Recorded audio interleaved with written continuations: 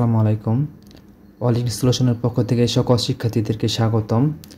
আজকে আমাদের আলোচনার বিষয় সিভি, জব অ্যাপ্লিকেশন। একটি সিভি শিখে কিভাবে পরীক্ষার মধ্যে 100% সিভি কমন ফেলানো যাবে, ইনশাআল্লাহ আজকের ক্লাসের পরে তোমাদের কোনো সমস্যা চিন্তা করতে হবে না।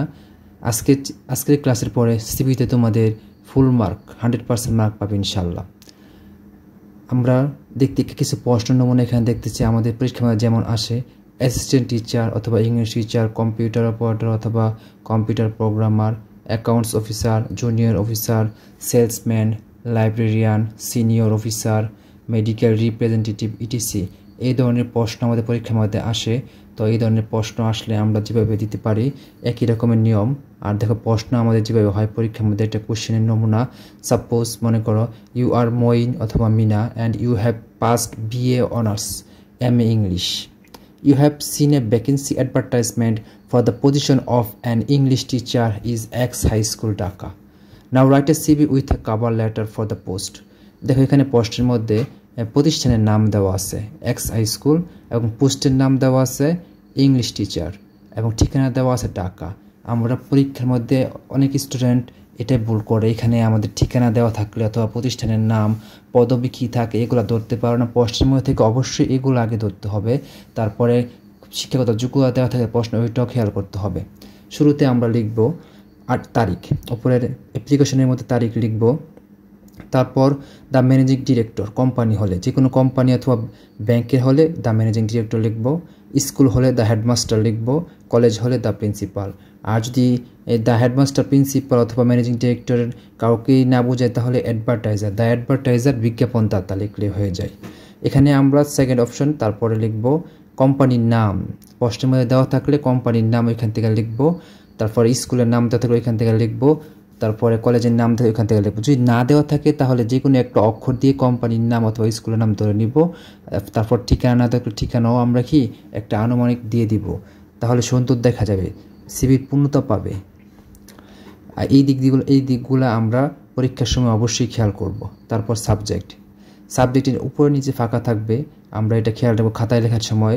Application for the post of, এখানে এ অথবা এন এর ব্যবহার আর্টিকেলের নিয়ম, যখন এন এর পরে বাউলের ব্যবহার আর এর পরে নির্দিষ্ট করে বোঝালে আমরা তারপরে এখানে খেয়াল করে দেখবো এখানে কোনটা হয়। বিষয়ের সময় আমরা প্রশ্নের মধ্যে থেকে খেয়াল করব।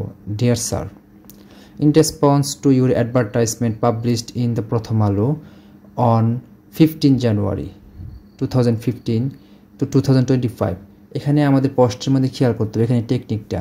উপরের যখন আবেদনের তারিখটা অবশ্যই এখানে যে তারিখ, যেখানে এখানে 15 জানুয়ারি দেওয়া আছে, আবেদন 28 জানুয়ারি, অবশ্যই কমপক্ষে 8-10 দিন বা 5-7 দিন পেছনে হবে আবেদনের তারিখটা, এখানে যে তারিখটা দেওয়া থাকবে। এটাই টেকনিক খেয়াল করতে হবে।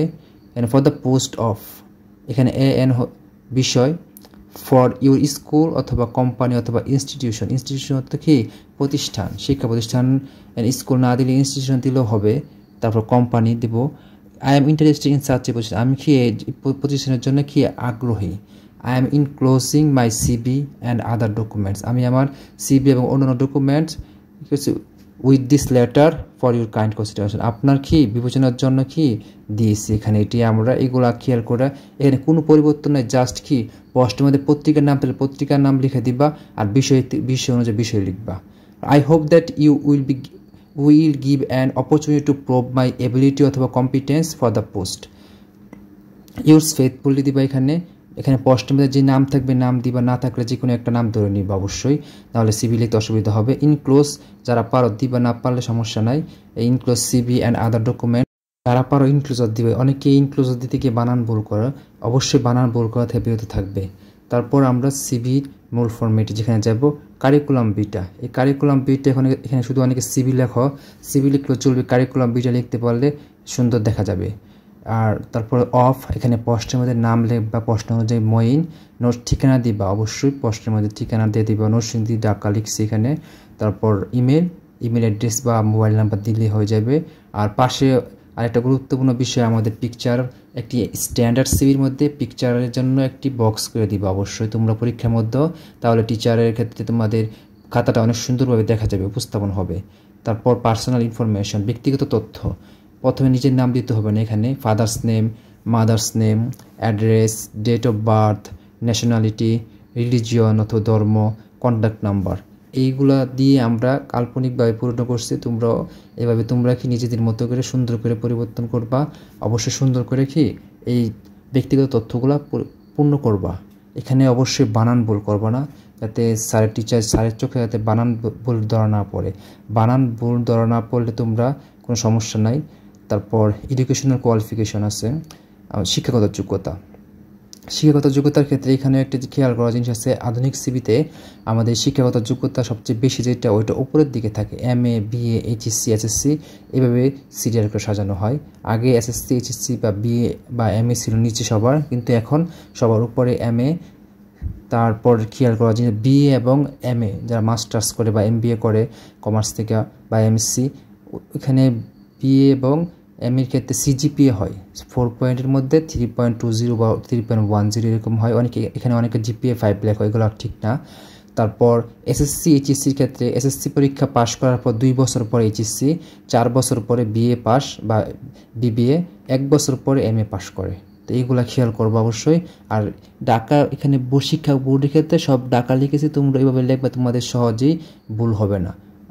তারপর এক্সপিরিয়েন্স থাকলে ভালো একটা এক্সপিরিয়েন্স দিয়ে দিবে। এখানে I have been working as a teacher অথবা তোমার কম্পিউটার অপারেটর বা চাকরির যে কোনো রিলেটেড থাকতে পারে, ওই পদের নাম দিবা।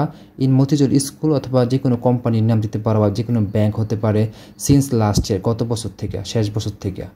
তারপর সিগনেচার, নিচে সিগনেচার তোমরা একটু কাটাকাটির মতো একটু এলিমেন্ট সিগনেচার লিখবা, তোমরা যেভাবে দাও তোমরা নিজের খাতার মধ্যে লিখবা সুন্দর করে। এভাবে লিখলে ইনশাআল্লাহ আশা করা যায় তোমরা পরীক্ষার মধ্যে ফুল মার্ক, টিচার অবশ্যই ফুল মার্ক দিতে বাধ্য হবে। আর লেখার ক্ষেত্রে বাম পাশ থেকে লেখা ডান পাশে শেষ করবা পরীক্ষা খাতার মধ্যে। অনেক স্টুডেন্ট এটা ভুল করো। অবশ্যই তোমাদের সিবি, লেটার বা অ্যাপ্লিকেশন যে কোনো 2 পৃষ্ঠা লেখার দরকার পড়লে অবশ্যই বাম পাশ থেকে ডান পাশে লেখা শেষ করবে। আশা করি সবাই ভিডিওটি দেখে উপকার পাবে। আর উপকার পেলে অবশ্যই সাবস্ক্রাইব করে পাশে থাকবে। আর যে কোনো ধরনের এরকম শর্টকাট টেকনিকের ভিডিও আমার চ্যানেলে প্লেলিস্টে গিয়ে পেয়ে যাবে। ডায়লগ বলো তোমরা, সিবি, অ্যাপ্লিকেশন, লেটার সব কিছু ইনশাল্লাহ। আর আজকে এখানে বিদায় নিতেছি। সবাইকে ধন্যবাদ। আল্লাহ হাফেজ।